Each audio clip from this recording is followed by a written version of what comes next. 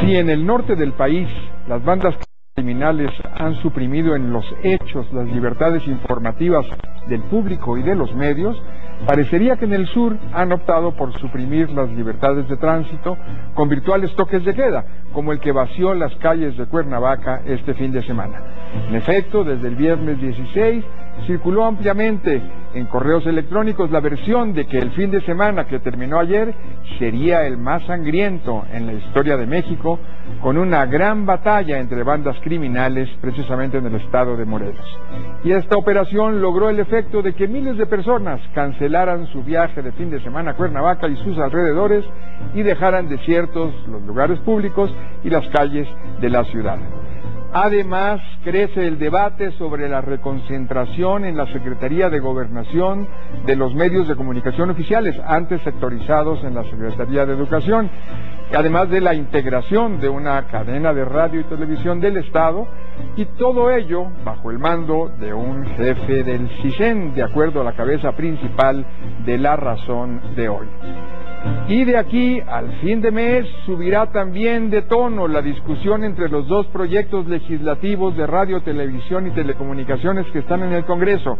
El dictamen de la Comisión de Radio y Televisión del Senado, patrocinado por el PRD y el PRI, para aprobar reformas a la Ley Federal de Radio y Televisión, y una iniciativa de nueva ley de telecomunicaciones y contenidos audiovisuales, presentada por el PAN y secundada por un grupo de legisladores del PRD. Todo esto estará en nuestra emisión de hoy de la Agenda Pública, el programa de Foro TV para discutir con usted sobre los medios y los procesos de comunicación.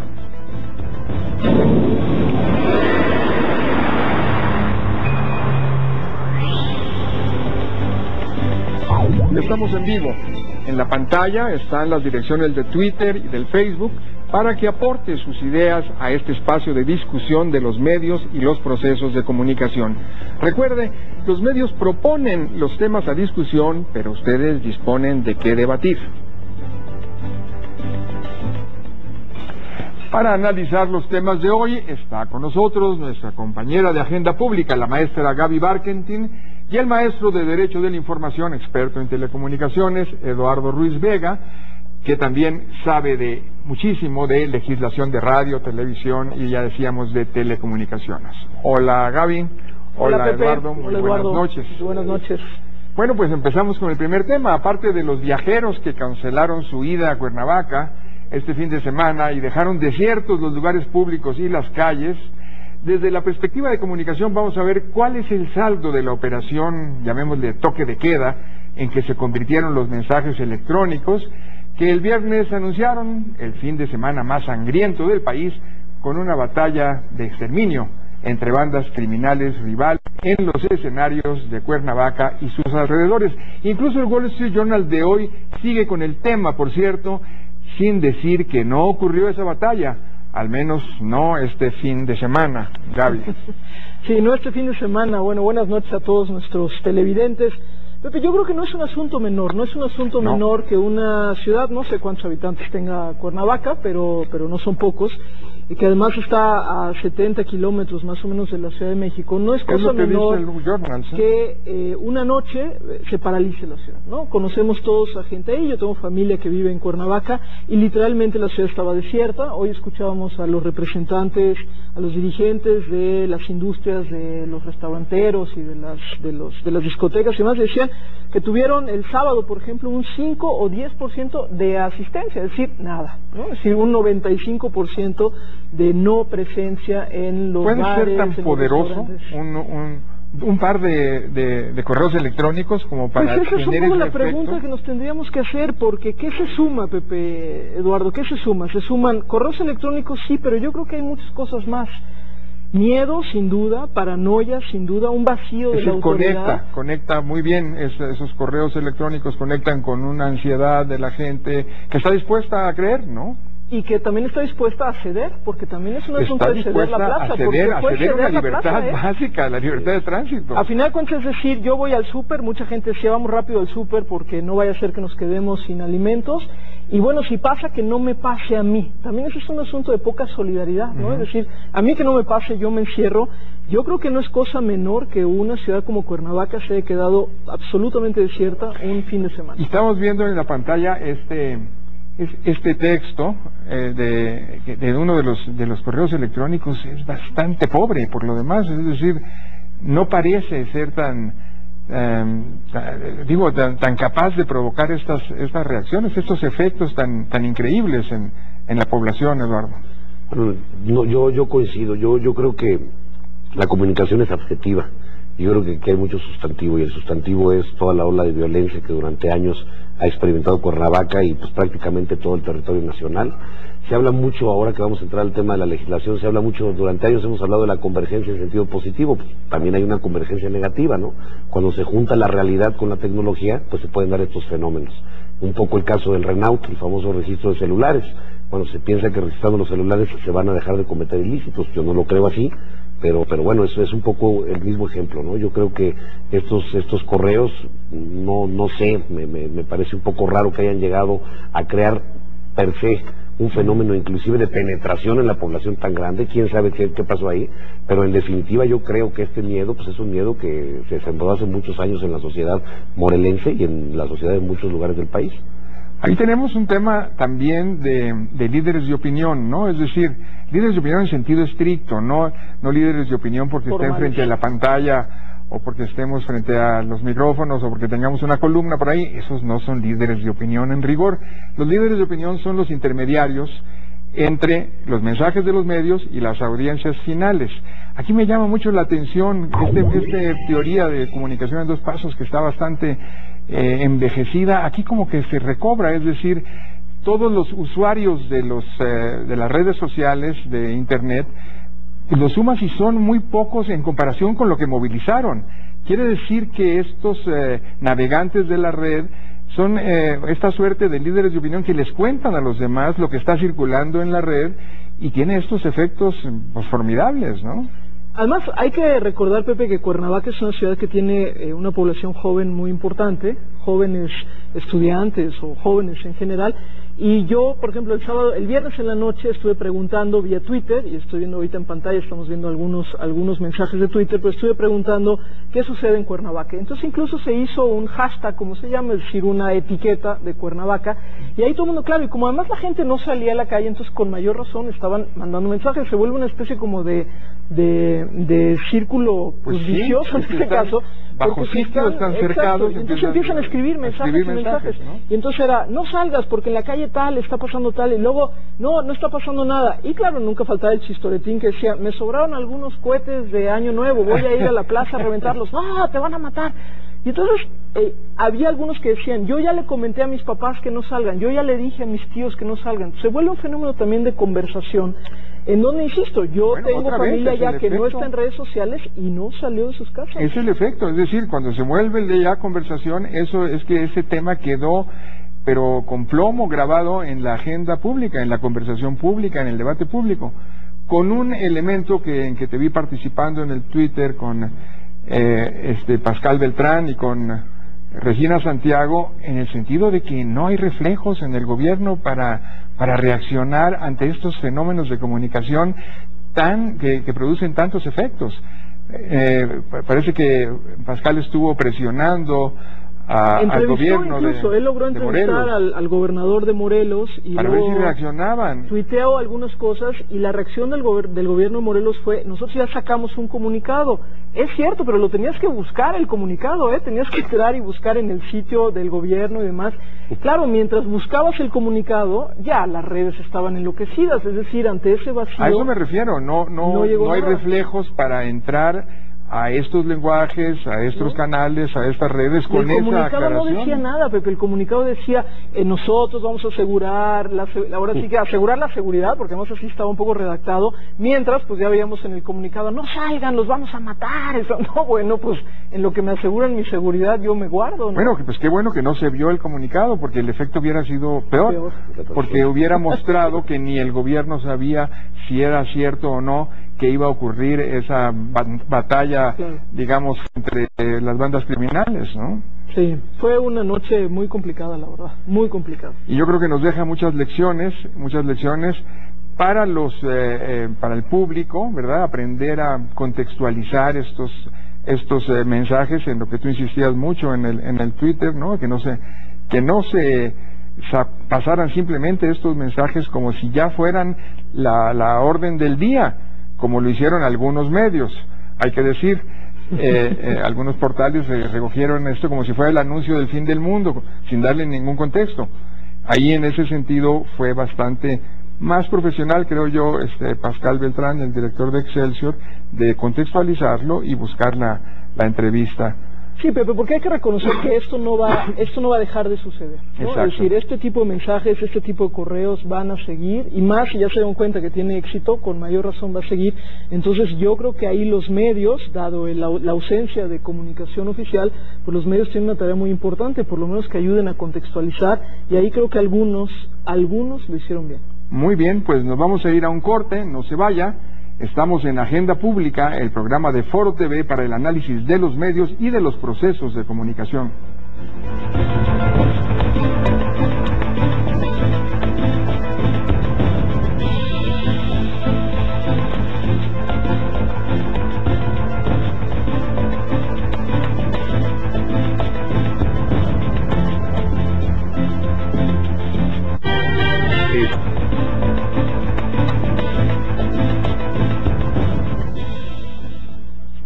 Volvemos con los debates que suben de tono sobre las legislaciones de medios y telecomunicaciones en pugna y que alcanzarán los más altos decibeles de aquí a fin de mes en que termina el periodo de sesiones del Congreso.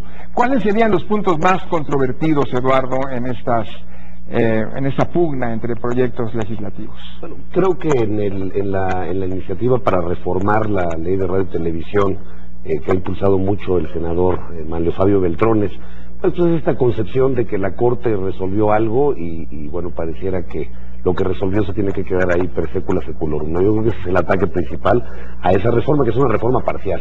En el caso, ¿es la crítica que tú le harías a...? No, es la crítica que está en el ambiente, ¿no? Esta idea de que es una iniciativa que va en contra de lo que resolvió la Corte y para congraciarse con los medios electrónicos. Esa es la crítica en general. Yo en lo personal no estoy en contra de que se puedan prorrogar las concesiones de radio y televisión, porque se pueden prorrogar las de aviación, las de carretera, las de puertos, las de ferrocarriles, todas las concesiones de México menos las de radio y televisión. Yo creo que lo incongruente es lo que sucedió después de la acción de inconstitucionalidad y no lo que se está tratando de corregir.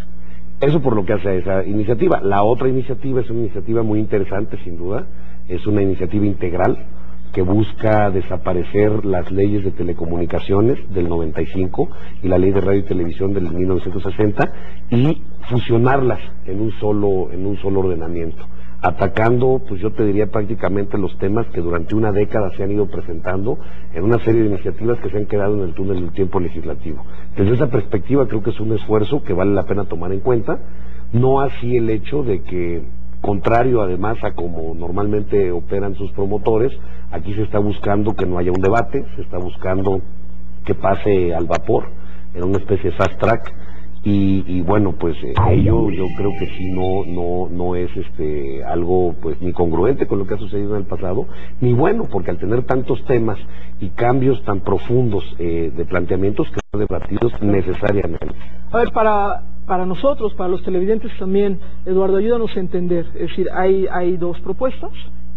Es que yo creo que no son comparables. Hay una propuesta parcial que se dirige a dos reclamos históricos de la industria de la radio, sobre todo de la radiodifusión sonora, que son un vehículo para poder modernizar la radio AM, que es la radio más representativa, la que llega a más mexicanos y que está muriendo por una cuestión de avance tecnológico, porque no puede competir, entre otras cosas, porque no tiene la calidad que tiene la FM, y sin embargo es la única radio que llega prácticamente a todo. Entonces, es las famosas combos. Y luego esta situación de cómo quedaron las posibilidades de los refrendos o las prórrogas de las concesiones de radio, que después de esta sentencia que dicta la Corte, producto de un litigio que se le presenta, porque justo también es decirlo con los ministros, ellos no resolvieron de modo propio, tuvieron que resolver un planteamiento, bueno, pues quedó muy endeble la situación jurídica de la prórroga de esas concesiones, y repito, son las únicas concesiones que no se prorrogan con reglas claras. La otra lectura es una lectura más, digamos, de convergencia de los tiempos, es decir, donde estamos hablando que radio, televisión, telecomunicaciones, a final de cuentas se tocan tanto en producción, distribución, en contenidos. Y la otra es muy amplia, es amplísima, es desaparecer esa dualidad legislativa, esas leyes que tradicionalmente han estado separadas. Aclarándote algo, Gaby, que es muy importante. La ley de radio y televisión ha estado separada, pero como una especie del resto de las telecomunicaciones, porque eso es muy importante, es algo específico, muy específico. ¿Por qué? Porque se le toma desde el 1960, yo creo que es algo que hoy sigue teniendo, es un carácter de medio masivo de comunicación. Todo el resto de las telecomunicaciones, hasta las telecomunicaciones audiovisuales que viajan por satélite, por cable, por microondas, están reguladas más como un teléfono, están reguladas más como infraestructura. Como otros servicios, sí. Esto lo que hace es juntar las dos y, bueno, pues es una idea, nada más que pareciera que no se quiere discutir y tiene muchos problemas esa mezcla, digamos, que se está haciendo. A ver, entre lo que he visto más, que despierta más pasiones, precisamente la respuesta del senador Beltrones fue muy contundente respecto de esta otra iniciativa del PAN, a la que se sumaron luego los legisladores de la Cámara de Diputados del PRD.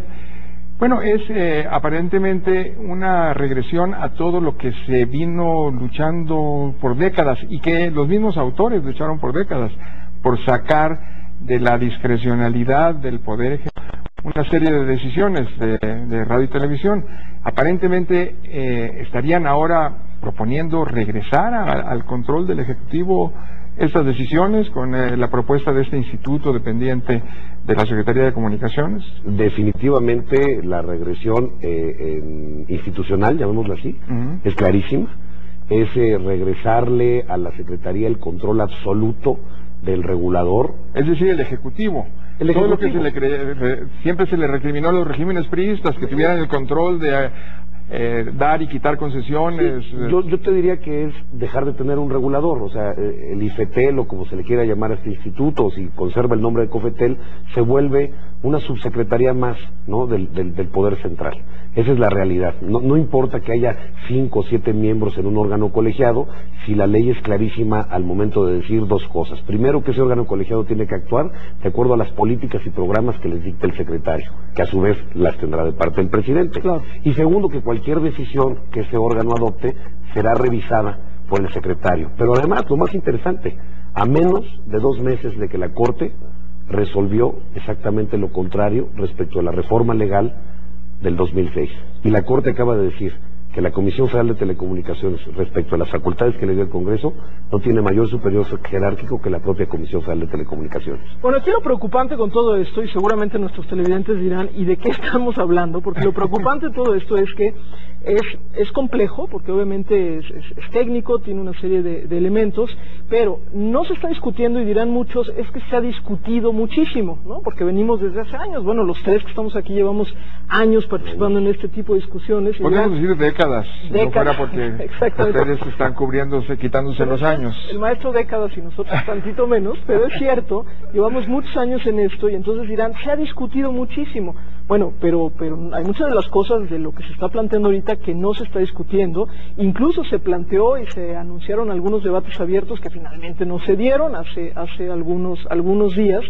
Por un lado, y por el otro, Eduardo, me da la sensación de que hay también aquí una especie como de meter en un paquete, no todo en sentido de convergencia, que uno podría agradecerlo, porque al final de cuentas hacia allá va la tecnología y hacia allá van los servicios, sino incluso lo que tiene que ver con la parte jurídica, la parte de contenidos, la parte tecnológica, y entonces uno se quedaría un poco pensando, bueno, ¿y cuáles van a ser entonces las reglas del juego? Bueno, las reglas del juego quedan totalmente abiertas, pero yo sí te diría que hay un cambio de reglas del juego. Y esto se suma al otro tema que se platicaba al inicio del programa, de la creación de este órgano nuevo, dependiente de la Secretaría de Gobernación, cuya misión es operar medios de Estado. Cuando este proyecto dice que el Estado debe de garantizar por lo menos la existencia de una cadena a nivel nacional de radio y de televisión pública. ¿Te refieres al organismo promotor de medios audiovisuales? Me refiero al organismo promotor, ese como que fue la avanzada y luego vino la iniciativa. A ver, entonces estaríamos ahí en una tendencia a, digamos, darle mayor fortaleza al Ejecutivo en materia de control de medios vía esta regresión en términos de la autonomía del órgano regulador, ¿no?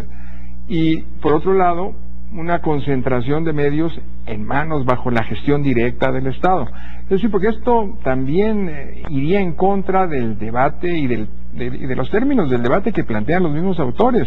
La evolución de las radios que pertenecen al Estado en todos los niveles, en todos los órganos, a hacer efectivamente medios públicos, es decir, medios del público, medios controlados por el público. Aquí, al contrario, parecería que se trata de recobrar el control del Estado, ¿no? Incluso se había sectorizado la Secretaría de Educación Pública precisamente para darle ese sentido, esa vocación más educativa, más cultural y menos de control político. Regresan por esta vía a la Secretaría de Gobernación, al mismo tiempo que se quiere regresar las funciones de controlar las decisiones en materia de radiodifusión en un órgano directo del Ejecutivo.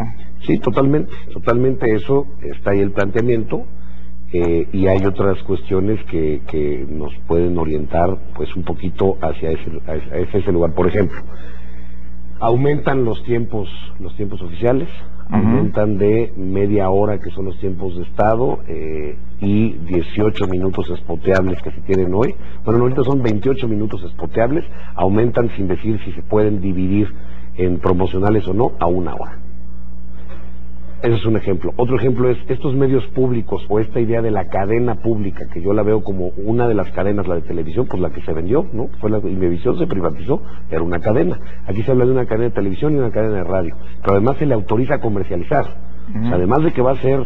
va a tener presupuesto público, va a tener presupuestos públicos, también va a poder comercializar en un 50% lo que hace la empresa concesionaria, ¿no? Eso por lo que hace radio y televisión.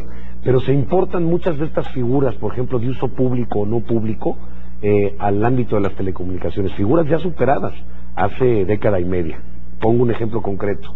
Antes se daban permisos para redes que se llamaban de radiocomunicación privada, los radios que se supone que se usaban para comunicar, pues no sé, asociaciones de ganaderos, etcétera, etcétera. Radios que al día de hoy se han modernizado y que son, en su gran mayoría, no quiero generalizar, o de manera representativa, pues empresas que comercializan sin tener una concesión, o sea, piratas.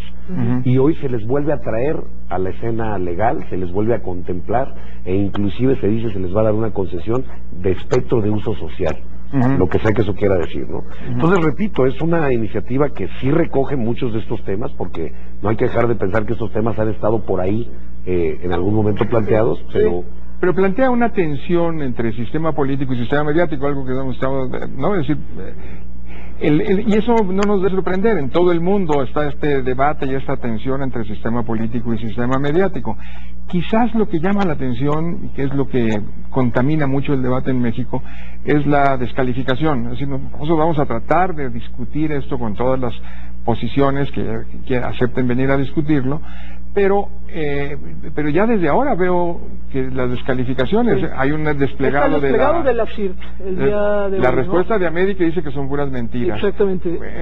Se están pronunciando también las radios comunitarias y demás. Yo debo reconocer que en lo que he podido entender, porque esto a final de cuentas es, insisto, complejo, hay avances también interesantes, o se recogen avances interesantes. Es decir, el reconocimiento que hay diferentes tipos de medios, la necesidad de reforzar también diferentes tipos de medios, el darle cierta presencia y certeza a medios que normalmente no los tenían. Estoy hablando sobre todo lo que tiene que ver con medios comunitarios, con medios sociales, etcétera. Es decir, no descalifico todo lo que está ahí. Ahora, tienes toda la razón, Pepe. Vemos hoy el desplegado de la CIRT, vemos lo que dijo Ameri, vemos lo que se está diciendo en otros ámbitos, y lo que estamos viendo pues es un encontronazo nuevamente que no va a permitir el debate, y si acaso sí, pues una aprobación o no. Muy bien. Todo. Y bueno, y apruébese lo que se apruebe, estará viciado, digamos, de esta polarización, de esta contaminación, de estas descalificaciones, que me hace pensar que seguimos por el camino equivocado en el debate de la nueva normatividad que urge, sin duda, para los medios de comunicación y en general para el sistema de comunicaciones y telecomunicaciones del país. No sé si teníamos algo por acá. No, teníamos algunos mensajes que nos decían que estamos ante un terrorismo mediático y esto se debería empezar a discutir y a combatir en México. Varios mensajes que nos llegan que tienen que ver con lo anterior. Gracias por escribirnos al Twitter, sobre todo nos han estado mandando muchos mensajes. Gracias. Muy bien, pues muchísimas gracias a todos. Se nos ha acabado el tiempo. Gracias a ustedes por discutir los medios con nosotros. Gracias, Gaby. Gracias, Eduardo. Nos vemos, nos oímos, nos escribimos, nos tuiteamos en la agenda pública de mañana martes.